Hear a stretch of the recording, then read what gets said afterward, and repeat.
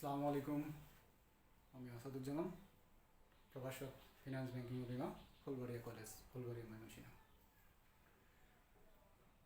Finance banking finance প্রথম পত্রের দীর্ঘমেয়াদী অর্থায়ন ষষ্ঠ অধ্যায় আমরা আলোচনা করব। ষষ্ঠ অধ্যায়ে আমরা বন্ডের মূল্যায়ন নিয়ে কথা বলবো। বন্ডের মূল্যায়ন, এখানে দুইটা জিনিস সবসময় প্রতিবারই পরীক্ষায় আসে, সেটা হচ্ছে যে বন্ডের মূল্যায়ন এবং মেয়াদ প্রতি উপার্জন হার বা ওয়াইটিএম, ইল্ড টু ম্যাচুরিটি। তো আজকে ধারাবাহিক আলোচনার প্রথমে আমরা বন্ডের মূল্যায়ন, এখানে কিছু ফর্মুলা দেখার চেষ্টা করব, ফর্মুলাগুলো বোঝার চেষ্টা করব। উদ্দীপক দেখে কোন সূত্রটা প্রয়োগ করতে হবে সেটা আগে আমরা আজকে দেখব, ইনশাল্লাহ এরপরে একটি সমাধান করার চেষ্টা করব। তো বন্ডের মূল্যায়নের ক্ষেত্রে প্রথমে আমাদেরকে জানতে হবে যে বন্ড, এখানে সূত্রগুলো জানতে হবে। তো প্রথমে আমরা দেখব মেয়াদি বন্ড। প্রথম হচ্ছে যে মেয়াদি বন্ড।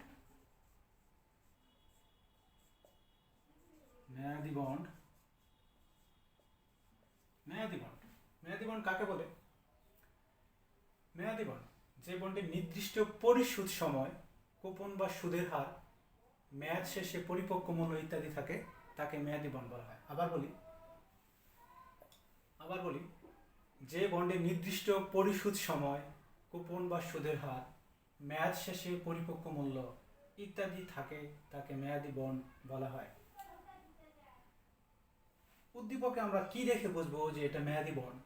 যদি উদ্দীপকে সময় থাকবে, তার মানে সময় দেয়া থাকবে, তার মানে সৃজনশীল প্রশ্নে উদ্দীপকে আমাদের সময় দেয়া থাকলে সেটা বুঝতে হবে যে এটা মেয়াদি বন্ড। এরপরে আসি চিরস্থায়ী বন্ড।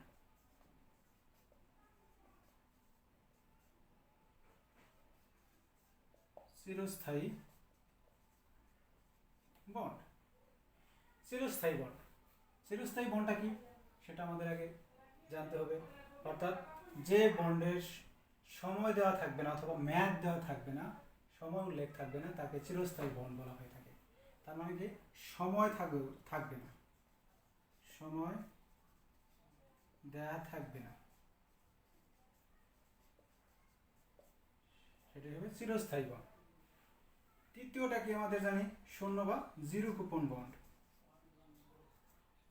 জিরো কুপন বন্ড, শূন্য বা zero coupon bond. Zero coupon bond মানে কি? অর্থাৎ যে বন্ডের গায়ে সুদের হার উল্লেখ থাকে না, তার মানে এখানে সুদের হার কি থাকবে? জিরো থাকবে, সুদের হার কোনো উল্লেখ থাকবে না। তার মানে হচ্ছে যে বন্ডের গায়ে সুদের হার উল্লেখ থাকে না তাকে জিরো কুপন বন্ড বলে। অর্থাৎ জিরো কুপন বন্ডের ক্ষেত্রে নির্দিষ্ট সময়ান্তে সুদ প্রদান করা হয় না, এটাতে একটা নির্দিষ্ট সময়ে সুদ প্রদান করা হয় না। এই ধরনের বন্ডের গায়ে মুদ্রিত মূল্যের চেয়ে কিছু কম মূল্যে বিক্রি করা হয় এবং মেয়াদান্তে পূর্ণ মূল্য পরিশোধ করা হয়। তার মানে ক্রয় মূল্য ও বিক্রয় মূল্যের পার্থক্যই এক্ষেত্রে শেয়ার হোল্ডারদের লাভ। ক্রয় মূল্য এবং বিক্রয় মূল্যের পার্থক্যই শেয়ার হোল্ডারদের লাভ। তার মানে এখানে কি সুদের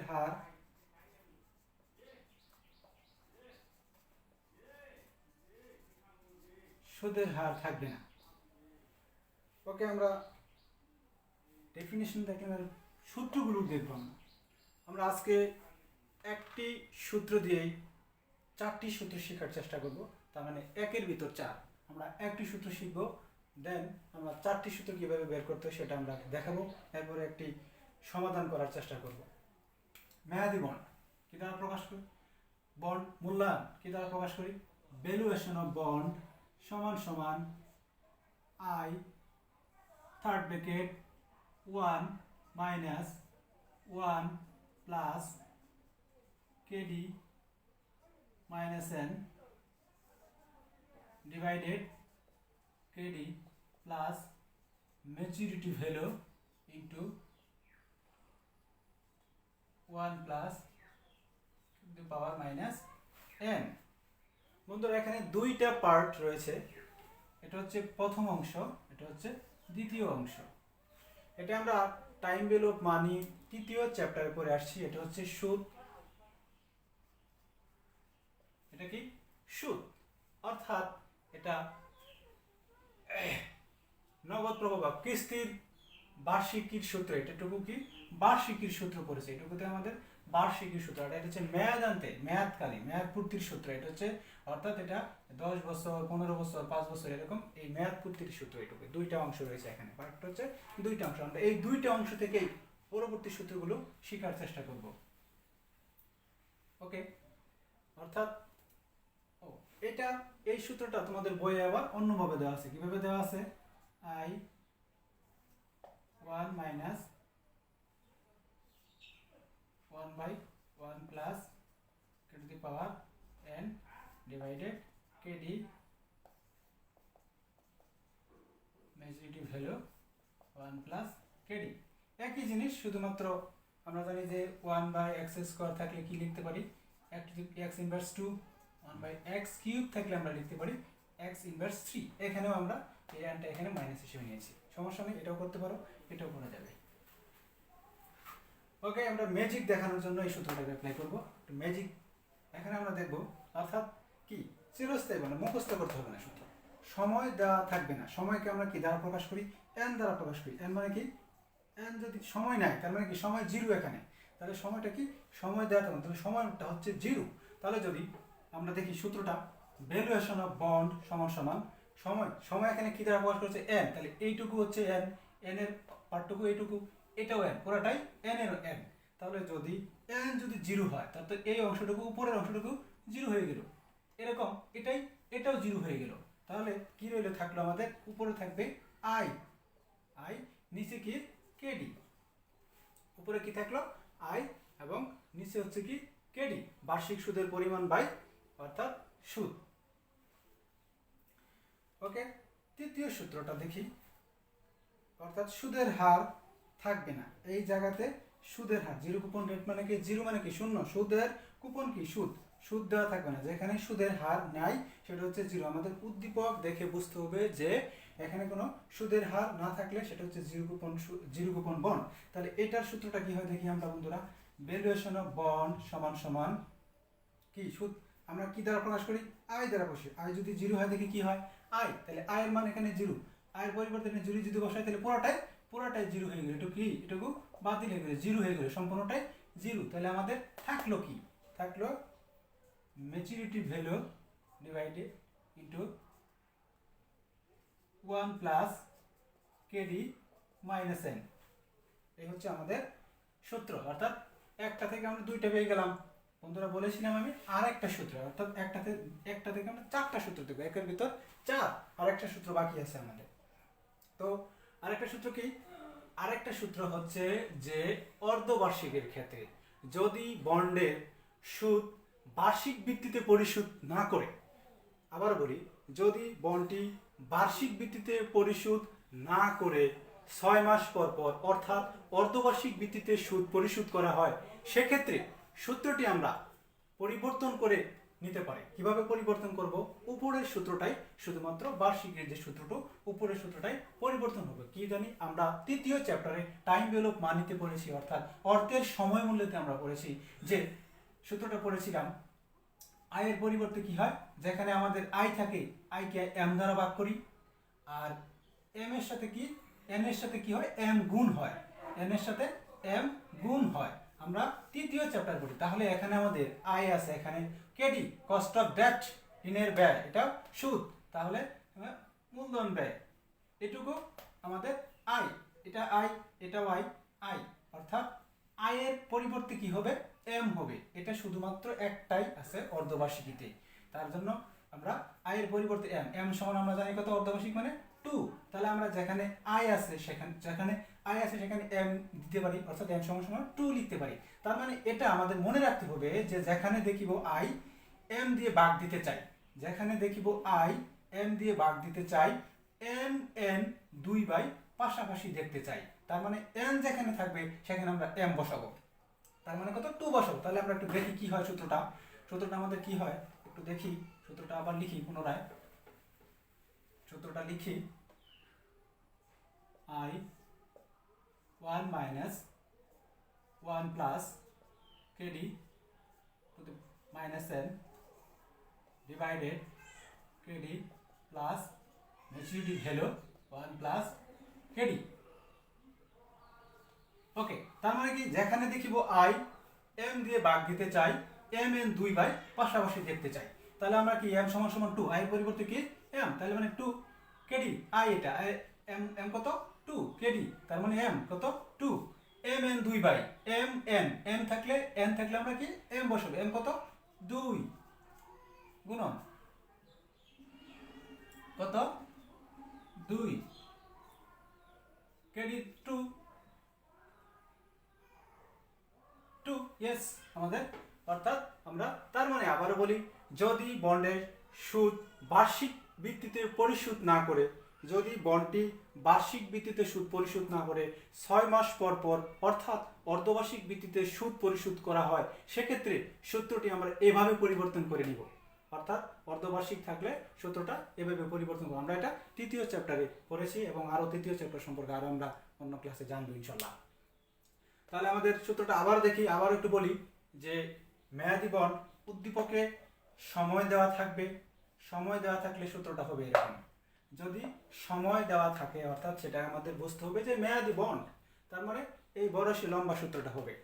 যদি চিরস্থায়ী বন্ড অথবা অসীম বন্ড অথবা অপরিশোধিত বন্ড, এটা সময় দেওয়া থাকবে না, তখন আমাদের সূত্রটা হবে এটা। কিভাবে? এটা ভেঙে এখানে আসছে, অর্থাৎ যে সময় n সমান সমান 0 জানি, তাহলে n এর মান যদি 0 হয়, আমরা 0 যদি এটা ধরি তাহলে i বাই kd পাই। এরপরে 0 কুপন বন্ড অথবা 0 কুপন বন্ড তে সুদের হার দেওয়া থাকবে না। আমরা সাধারণত সুদকে i দ্বারা প্রকাশ করি, i সমান 0 যদি হয় তাহলে এখান থেকে আমরা এই সূত্রটা পাই কোনটুকু, maturity value into 1 plus kd minus n। তাহলে বন্ধুরা আমাদের সূত্রগুলো যদি আমরা মনে রাখি, এই সূত্র যদি এভাবে সহজভাবে মনে রাখা যায়, তাহলে আমাদের ইনশাল্লাহ এখান থেকে 7 মার্কস পাওয়া কোনো ব্যাপারই না। ইনশাল্লাহ আমরা বাসায় এগুলো প্র্যাকটিস করব। আমি আজকে একটি সমাধান এখানে দেখানোর চেষ্টা করব ইনশাল্লাহ।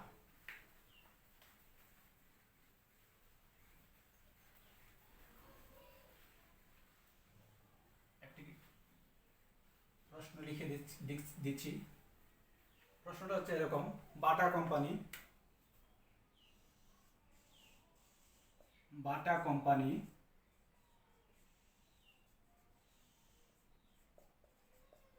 কোম্পানি 10 বছর মেয়াদি বন্ড ইস্যু করেছে। 10 বছর মেয়াদি কি করেছে? বন্ড ইস্যু করেছে। বন্ড ইস্যু করেছে, তার মানে কি বাটা কোম্পানি 10 বছর মেয়াদি বন্ড ইস্যু করেছে, যার লিখিত মূল্য ছিল লিখিত মূল্য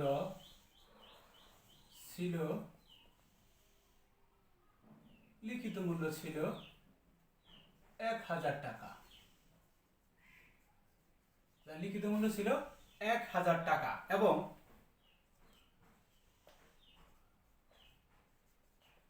কুপন রেট বার্ষিক 10%। বার্ষিক 10%। যদি সুদ বার্ষিক ভিত্তিতে প্রদান করা হয়, যদি সুদ বার্ষিক ভিত্তিতে প্রদান করা হয়, যদি সুদ বার্ষিক ভিত্তিতে প্রদান করা হয় এবং বন্ডের প্রয়োজনীয়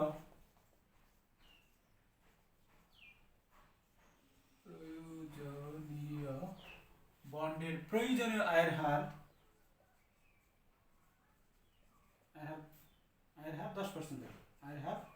10% হয়, তাহলে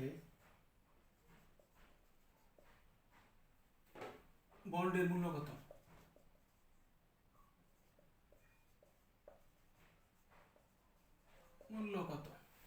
ওকে বন্ধুরা, আমি এবং আমরা দেখব এটা কোন সূত্র পড়ছে। বাটা কোম্পানি 10 বছর মেয়াদী বন্ড ইস্যু করেছে যার লিখিত মূল্য ছিল 1000 টাকা এবং কুপন রেট বার্ষিক 10%। যদি সুদ বার্ষিক ভিত্তিতে প্রদান করা হয় এবং বন্ডের প্রয়োজনীয় আয়ের হার 10% হয় তাহলে বন্ডের মূল্য কত। এখানে আমরা দেখব কি কি দেওয়া আছে। এখানে কি কি দেওয়া আছে আগে এটা বুঝতে হবে কোন সূত্রটা অ্যাপ্লাই। প্রথমে আমাদের দেখতে হবে যে সময় দেওয়া আছে অর্থাৎ মেয়াদ দেওয়া আছে কত বছর, 10 বছর দেওয়া আছে অর্থাৎ 10 বছর। যেহেতু আমাদের মেয়াদ দেওয়া আছে তাহলে অবশ্যই বন্ড এটা মেয়াদি বন্ড। তার মানে কি মেয়াদি বন্ডের সঙ্গে আমরা কি করেছি যে বন্ডের নির্দিষ্ট পরিশোধ সময়, কুপন ও সুদের হার, মেয়াদ শেষে পরিপক্ক মূল্য ইত্যাদি দেওয়া থাকে তাকে মেয়াদি বন্ড বা পরিশোধিত বন্ড বলা হয়। তো আমরা দেখি এখানে কি মেয়াদ দেওয়া আছে, এরপরে কি আছে 1000 টাকা, কুপন রেট দেওয়া আছে 10% এবং বার্ষিক ভিত্তিতে প্রদান করে এবং প্রয়োজনীয় সুদের হার দেওয়া আছে। তাহলে দেখি কি কি দেওয়া আছে। তাহলে বন্ধুরা আমরা অঙ্কটা করতে পারি।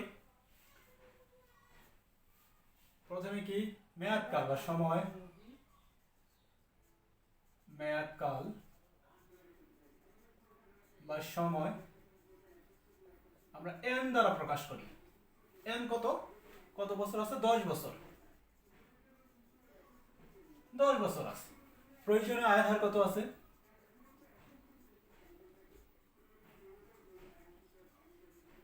প্রয়োজনীয় আয়ের হার, প্রয়োজনীয় আয়ের হারকে আমরা কি দ্বারা প্রকাশ করছি, প্রয়োজনীয় আয়ের হারকে আমরা কেডি কস্ট অফ ডেট অর্থাৎ প্রয়োজনীয় আয়ের হার আমরা কি দ্বারা প্রকাশ করছি, কত পার্সেন্ট, প্রয়োজনীয় আয় আমাদের 10% রয়েছে, 10। এরপরে আমরা দেখব কি আছে, লিখিত মূল্য, লিখিত মূল্য বা ফেস ভ্যালু 1000 টাকা। এই লিখিত মূল্যটাই পরিপক্ক মূল্য হবে ম্যাচুরিটি ভ্যালু। লিখিত মূল্য আছে কত, 10,000 টাকা। বার্ষিক সুদের পরিমাণ, বার্ষিক সুদের পরিমাণ, বার্ষিক সুদের পরিমাণ আমরা কি দ্বারা প্রকাশ করি, আয় দ্বারা প্রকাশ করি। বন্ধুরা খেয়াল করতে হবে বার্ষিক সুদটা কোথা থেকে বের করতে হয়। বার্ষিক সুদটা এই আমাদের লিখিত মূল্য বা অভিহিত মূল্য থেকে বের করতে হয়। তাহলে লিখিত মূল্য, লিখিত মূল্য গুণন কুপন রেট। লিখিত মূল্য কত আছে, 1000 টাকা, কুপন রেট কত আছে 10%, তার মানে 100 টাকা। ওকে, বার্ষিক ম্যাচুরিটি ভ্যালু যা লিখিত মূল্য ওটাই হচ্ছে আমাদের ম্যাচুরিটি ভ্যালু বা পরিপক্ক মূল্য, পরিপক্ক মূল্য। পরিপক্ক মূল্য আমরা এমবি দ্বারা প্রকাশ করি। ম্যাচুরিটি ভ্যালু কত আছে 1000 টাকা, ম্যাচুরিটি ভ্যালু কত আছে 1000 টাকা।